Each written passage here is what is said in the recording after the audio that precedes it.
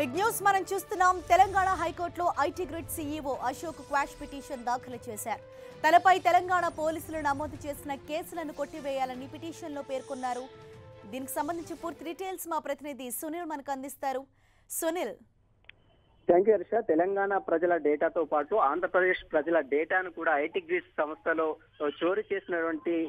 చోరీ చేశారనే ఆరోపణలు ఎదుర్కొంటున్నటువంటి ఆ సంస్థ సీఈఓ, ఐటీ గ్రిడ్ సంస్థ సీఈఓ ఈ రోజు హైకోర్టులో క్వాష్ పిటిషన్ దాఖలు చేయడం జరిగింది. ఇప్పటికే తెలంగాణ పోలీసులు అతనిపై కేసు నమోదు చేసుకోవడం జరిగింది. అతనితో పాటు అతని కంపెనీ ఐటీ గ్రిడ్ సంస్థపై కూడా కేసు నమోదు చేసుకుని పూర్తిగా దర్యాప్తు చేస్తున్నారు. ఈ నేపథ్యంలోనే పోలీసులు మరోపక్క సిట్ అధికారులు కేసుని దర్యాప్తు ముమ్మరం చేస్తున్న నేపథ్యంలో మరోవైపు ఈ రోజు తనపై నమోదైన కేసుతో పాటు తన పేరు ఉన్నటువంటి కేసులన్నిటి కూడా తన ఐటీ గ్రిడ్ సంస్థపై ఉన్నటువంటి కేసులన్నీ కూడా కొట్టివేయాలి, తనకు ఈ కేసుకి ఎలాంటి సంబంధం లేదని కూడా ఈ సంస్థ ఐటీ గ్రిడ్ సంస్థ సీఈఓ ఈ రోజు హైకోర్టులో క్వాష్ పిటిషన్ దాఖలు చేయడం జరిగింది.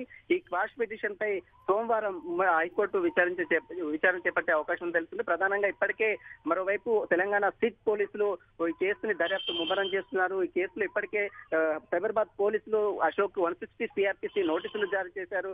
మరోవైపు లుకౌట్ నోటీసులు, దేశం విడిచి ఎక్కడికి వెళ్లిపోవద్దంటూ కూడా లుకౌట్ నోటీసులు కూడా జారీ చేశారు.